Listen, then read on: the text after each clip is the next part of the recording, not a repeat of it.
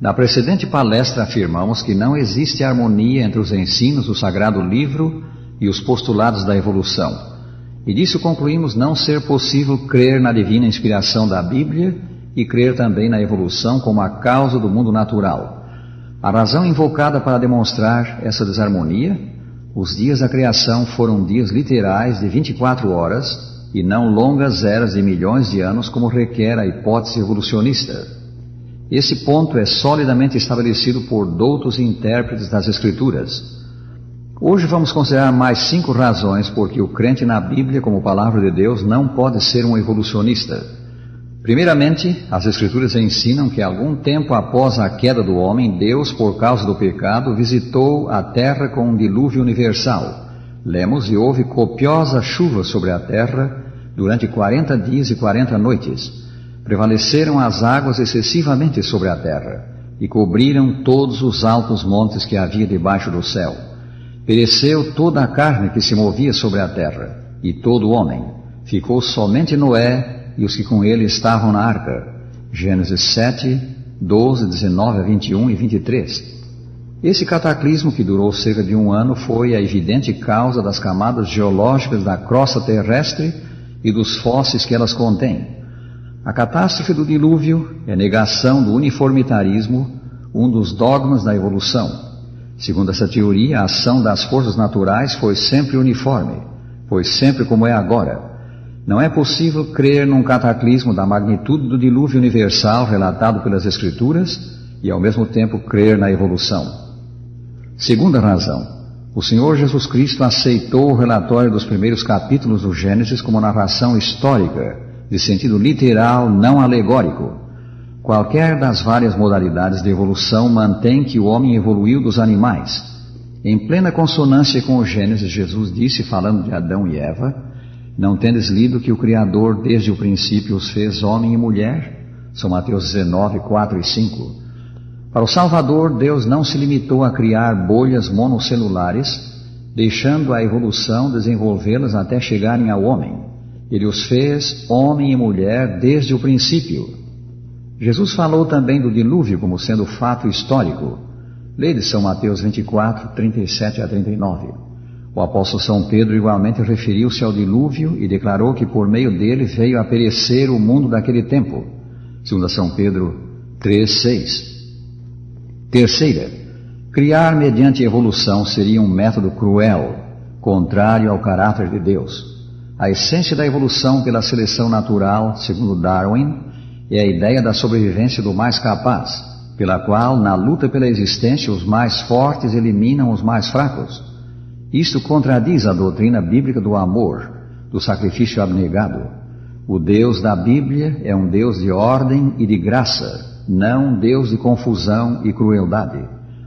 É fato que a natureza agora exibe crueldade, um animal destruindo o outro.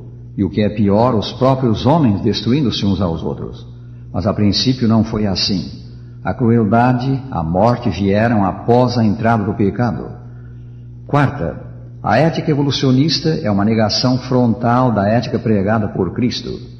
Amor até para com os inimigos, não resistência ao perverso, perdão para com o que nos ofende são ensinos do mestre Galileu. O oposto disto é o que ensinam os apóstolos da evolução. Sir Arthur Keith, um dos maiores evolucionistas da atualidade, tratando das guerras no seu livro Evolução e Ética, diz: a lei da evolução, tal como formulada por Darwin, provê uma explicação para as guerras entre as nações, a única explicação razoável de mim conhecida. Os caminhos da evolução nacional, diz ele mais, tanto no passado como no presente, são cruéis, brutais, implacáveis, sem misericórdia. Sir Keith conclui: a lei de Cristo é incompatível com a lei da evolução, tanto quanto essa lei da evolução se demonstrou até aqui. Não só isto, as duas leis estão em guerra uma com a outra. A lei de Cristo, e ainda ele que o afirma, não poderá jamais prevalecer até que a lei da evolução seja destruída. Nenhuma teoria do homem, diz o escritor Tim LaHaye, falando da evolução, já influenciou tantas pessoas.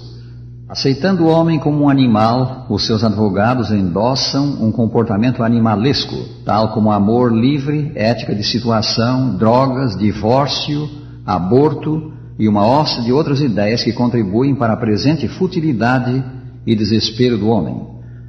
Jesus ensinou: pelos seus frutos os conhecereis. Não pode a árvore boa produzir frutos maus, nem a árvore má produzir frutos bons.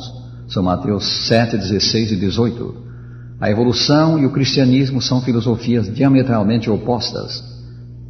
Quinta e última, a teoria da evolução implica negação da queda do homem.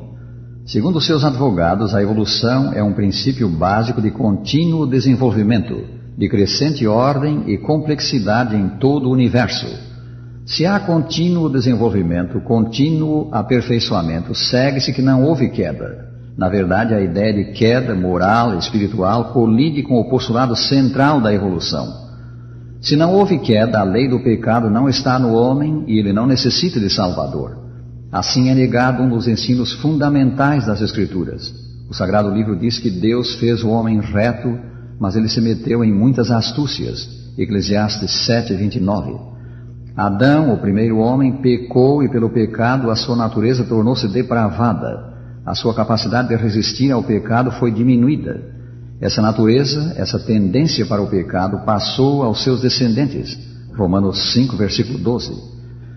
Na mesma epístola, capítulo 7, 21 a 25, São Paulo declara: então, ao querer fazer o bem, encontro a lei de que o mal reside em mim, e me faz prisioneiro da lei do pecado que está nos meus membros.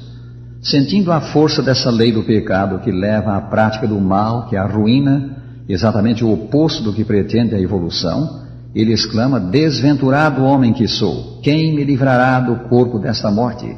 Mas logo após o apóstolo aponta ao remédio para o mal do pecado, a esperança de reintegração na posição de filho que podem ter quantos se acham no pecado. Graças a Deus, diz ele, por Jesus Cristo nosso Senhor. Cristo, a união com ele mediante a fé, constitui o meio pelo qual nos livramos da lei do pecado que degrada, e somos postos sob a lei do Espírito de vida, que eleva, santifica e aperfeiçoa. E não há salvação em nenhum outro, declarou São Pedro, porque abaixo do céu não existe nenhum outro nome dado entre os homens, pelo qual importa que sejamos salvos. Atos 4, versículo 12. Cristo é o agente do céu para restaurar em nós a imagem perdida de Deus. E assim, meus amigos, as razões que enumeramos tornam claro que não existe harmonia entre os postulados da evolução e os ensinos da Bíblia, do que concluímos que o crente nas Escrituras, como livro inspirado por Deus, não pode ao mesmo tempo ser um evolucionista. Na próxima palestra discorreremos sobre o tema a evolução e a criação em face da ciência, e responderemos à pergunta: qual desses dois modelos é mais científico? Não esqueça, pois, o prezado ouvinte, de que na próxima palestra consideraremos a teoria da evolução do ponto de vista da ciência. Procuraremos estabelecer qual dos dois modelos é mais científico, se o da evolução ou o da criação. Convide os seus amigos para ouvir esta palestra, a ser transmitida por esta emissora na semana que vem, neste mesmo dia e hora, ou no tempo indicado ao findar este programa.